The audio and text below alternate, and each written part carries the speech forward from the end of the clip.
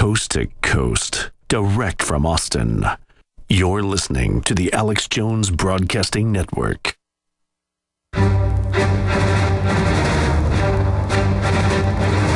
Big Brother, mainstream media, government cover-ups. You want answers? Well, so does he. He's Alex Jones on the GCN Radio Network. And now, live from Austin, Texas, Alex Jones. You traitors claiming I'm a Ruski agent, say it to my face and I'll break your nose. I'm sick of it. I will stomp your head in the ground, you traitorous maggots, while we go under Obamacare, North American Union, conquered by European banks, announcing our kids don't belong to us, total bondage, total surveillance, and you want to shoot your mouth off about me being a Ruski agent. I will stomp your head in the ground. Never water yourself down just because someone can't handle you at 100 proof. It's the Alex Jones Show, because there's a war on for your mind.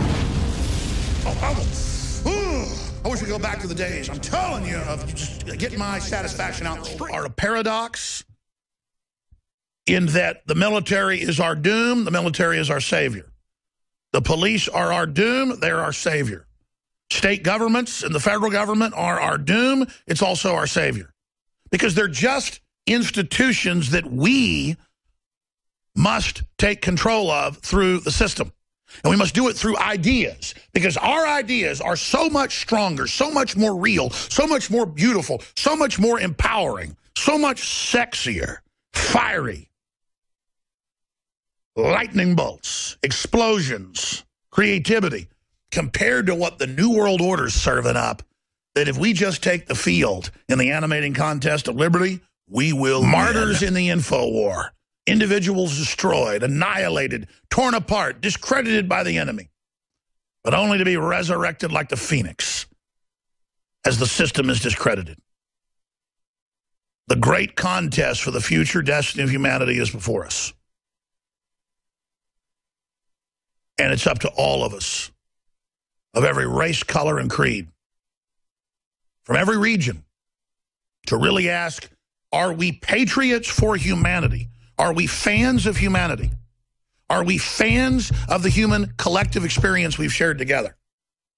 Individual collectivism, a term I coined many years ago, where we are individualist and believe in the individual and the rugged individual, but then collectively through shared culture and ideas create a collective masterpiece of true, vibrant, explosive, beautiful diversity.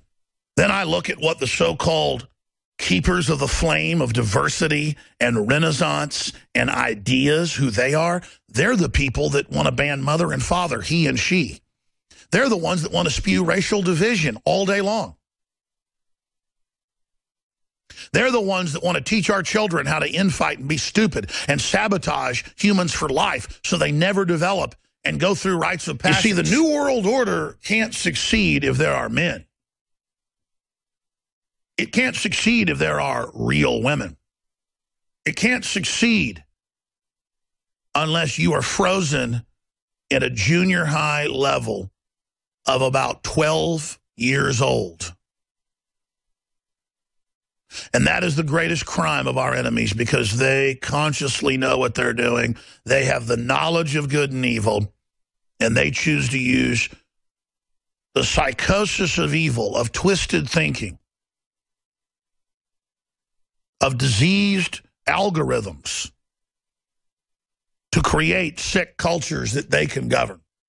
Because noble, honorable, upright, visionary systems are free. And the fire, the blood that courses through its arteries, that pulses through its heart, is free will. Is creativity and the spark of the mind of God given to us, made in the image of the creator of the universe. And I tell you, you will not find the promised land, New World Order. You are only here to test those of us that are chosen who will go to the promised land of advanced technology, life extension, space colonies, and the next level. And your infiltration in the controlled churches to have people thinking it's the end of the world every 5 minutes so they stand down and don't take action is your greatest work. And more I think upon that fact. You will not be accepted into the kingdom of heaven that you're in. You're in space, my friends. You're on an incredible planet. You're here. You will not be accepted into the kingdom of heaven if you don't have the spirit to want to warn people and expose evil. If you don't have that burning in your heart, the desire to free your fellow humans and free yourself, and to pull down and tear down the enemy, and to stomp them underfoot,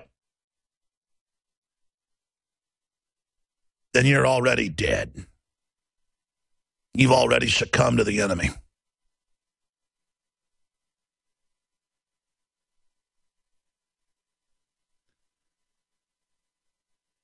Because all these articles, all these pieces of fact, all these pieces of information, all these twisted pieces of rose-colored darklies,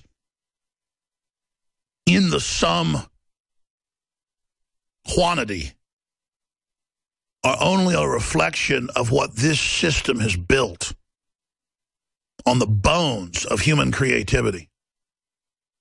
And it's nothing but a stinking fraud. When you look into the New World Order, you see that everything it does is nothing but a vandalistic, murderous hatred of life and of free will and of the creative spark that from birth beats in all of our hearts and minds and spirits. And the enemy comes to steal that light in the dark of the night so that the false light of the enemy can be held up to the throngs. And so they will bow to that false god and have their free will destroyed and be turned into basically walking dead. That's the archetype of the zombie that's been made so popular and thrown in our face as the military trains to wipe out zombie wave attacks at military bases. They have people dress up in human wave attacks, mainly like farmers, and then they rush the Marines, they rush the Army. It's on the news. They mow everyone down, and no one asks. We were just trained to mow down fellow Americans en masse. I know that's an elementary statement of their propaganda, but, man, that's just one little point of it. And I look at their propaganda, I see it all. I see the formulaics, the stamps, the standards, the logos, the programming, the subliminals, all of it. And when you stare into it, you see the mind behind it, and it's not of this world. In fact, one of these stories is at drudgereport.com right now. It's a Infowars.com article, and it's from DefenseLink, DOD News. I saw some comments saying, I don't believe this, on another site that reposted our article this morning. I actually saw it, not from our site, but somebody else's for some reason, in my email. I was like, oh, that's Infowars. And people are commenting going, what's the proof of this? There's like this default when something's outrageous that people then say it must not be true. It's DOD News. You might have heard of that. That's the Department of Defense News.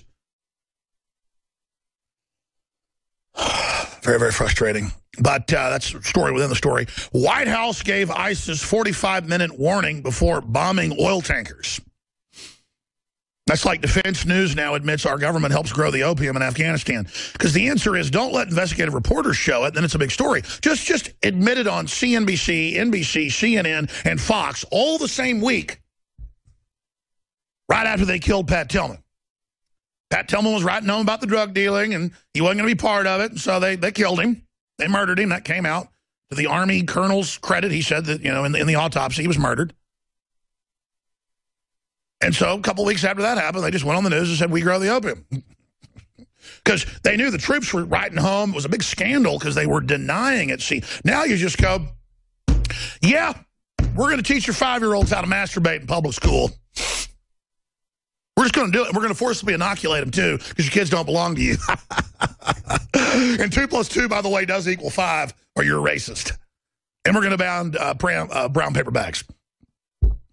White House gave ISIS 45-minute warning before bombing oil tankers. Why did it take 15 months for the U.S. to target the Islamic State's oil infrastructure? And, of course, it was funny to make fun of us and make fun of Donald Trump when we said this was the thing to do day one. I mean, it's a no-brainer if somebody's selling oil and making billions of dollars off of it. 800+ million they've sold just to Turkey. Oh, our gallant ally, Turkey, I forgot. And so only after the Russians blew most of it up would they then start claiming they're bombing some of the trucks, but then they warned them to get out of the trucks first. And the argument is, well, these are civilians. No, they're not. They're in a war zone driving stolen oil to the Turkish border. Did our truckers in Iraq getting bombed by Al-Qaeda, which is ISIS today, did our civilian truckers get warnings when they were getting blown up on those roads? Did our military even try to claim that was a war crime targeting civilians? No, they didn't, because they're delivering munitions and fuel. They're in the war effort. They're a target under international law. Obama is violating the rules of war because he doesn't really want to target them, and that's what we've known the whole time. They all know it's pure bull and just go along with it, so they get pushed out there in front of everybody. And I'm not going to name names here, but it's despicable. It's despicable. And that's what this comes down to, is that it's really uncool to support the globalists. It's really uncool to support the UN. It's really uncool to be involved in any of this New World Order stuff because it's all super evil, super oppressive, super out of control, and anti-human. And the big news is there's been a revolution in media, in Hollywood, and in many other sectors, in the corporate world, you name it. People are dividing up which sides they're on. And folks don't think it's kooky to talk about world government and cybernetic control and all this other stuff that we've been breaking down because, see, it's all starting to come true. Well, we were just reading white papers. I didn't really do much of anything, and neither did other patriots except care. And we're not doing this because we're heroes, folks. We're doing it for self-preservation. If you're a fan of humanity and want free will and you want renaissance and enlightenment, you're on the side of humanity. You're a patriot, a planetary patriot, a go-getter, a team player, a lover of life, a lover of liberty. If you're on the other side, you get off on screwing people over, keeping people in the dark, controlling a bunch of mindless idiots. And to me, that's the ultimate sin. Targeting the childlike minds of people instead of trying to enlighten them. And I know it's frustrating to try to talk to people that have a spark of intelligence but not the full understanding, because then they will get angry at you because they're trying to help them along. They're like a drowning person. I get it. But that is our burden. And it's a burden that has to be carried out. Because if you're not trying to empower others, you are satanic and fallen. Period. Period. You pick a sword or something else. You're going down the street. I'm not kidding, you cowardly scum. Ask yourselves, what are you doing in this time of great challenge? What are you doing to unlock minds?